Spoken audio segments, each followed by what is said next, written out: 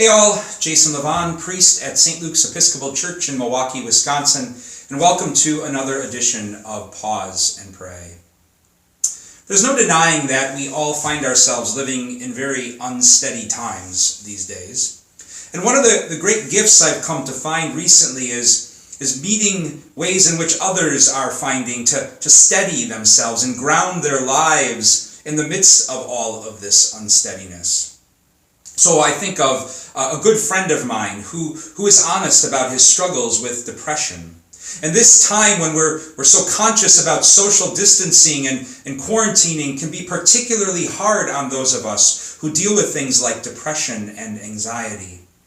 But one of the things he's begun to do to help ground him in all of that unsteadiness is to publicly post 3 things every day on Facebook for which he's grateful. And it's been that practice that has helped steady him and ground him in a deep sense of gratitude. The things on his lists have been all over the board in wonderful ways. Some of them have been the obvious things for which you would think anybody would be grateful. His spouse, his children, his grandchildren. But then there's been the less obvious things that he's named that have become a source of deep gratitude for him. Crocuses blooming, the calls of sandhill cranes overhead, cooking good food or listening to favorite music loudly. Every day I've found it prayer to read his post because his gratitude has become contagious and helped to steady my heart in this very unsteady time. I also had a similar experience of being steadied in the midst of all of this chaos yesterday, thanks to an amazing team of parishioners here at St. Luke's. I was navigating a very unsteady day. It was a day where I was bouncing between all sorts of things in my work that weren't necessarily related to each other. You'd be surprised all of the things that clergy have to navigate in the course of a day.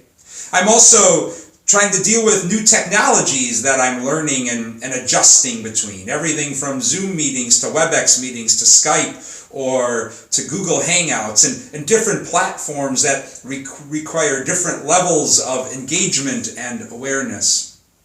It was in the midst of all of that unsteadiness and a day that was just swirling that I received a phone call in the afternoon from one of the parishioners here at St. Luke's, one of the members of our meal ministry team. And he told me we needed to set a time to meet virtually yesterday because we needed to talk about an elderly parishioner who's in need of regular meal donations. This team dedicated to making sure that people who are isolating and quarantine these days and who might not be able to get out and get things like groceries and food and prescriptions can have all those things brought to them so that they can be cared for. So we set a time to meet, and when I got on the call, I was amazed at the way in which love was being enfleshed by this team of 3 parishioners who were meeting with me. They were so excited and eager to help this parishioner and set up a plan so that regular meals could be delivered to this person's doorstep. And it was their commitment and their compassion and their energy and their eagerness that helped ground me and fix my heart in the midst of a very unsteady and chaotic day on things like true purpose and meaning and service and peace and joy. And all of that has brought me back to the prayer the church prayed on the 5th Sunday of Lent, which was this past Sunday. And the prayer goes like this: Almighty God, you alone can bring into order the unruly wills and affections of sinners. Grant your people grace to love what you command and desire what you promise, that among the swift and varied changes of the world, our hearts may surely there be fixed, where true joys are to be found. That prayer and those experiences I've had recently have invited me today to pause and to pray, and to reflect on all of those gifts I've experienced that have helped steady my heart and fix my heart on things like joy and peace and purpose and meaning in this very unsteady time. And I invite you to pause and to pray about the same. I suspect many of the things we'll name will match what my friend names every day on Facebook. Maybe our hearts are steadied by those people with whom we're quarantined these days, people whom we really love and share our lives with. Or maybe they're found in things like cooking good food, or hearing the calls of birds outside, or seeing crocuses bloom, or listening to our favorite music loudly. Or maybe they're found in the things that my meal ministry finds them in, things like wanting to help others and reach out, or maybe it's the grace and courage to ask for help.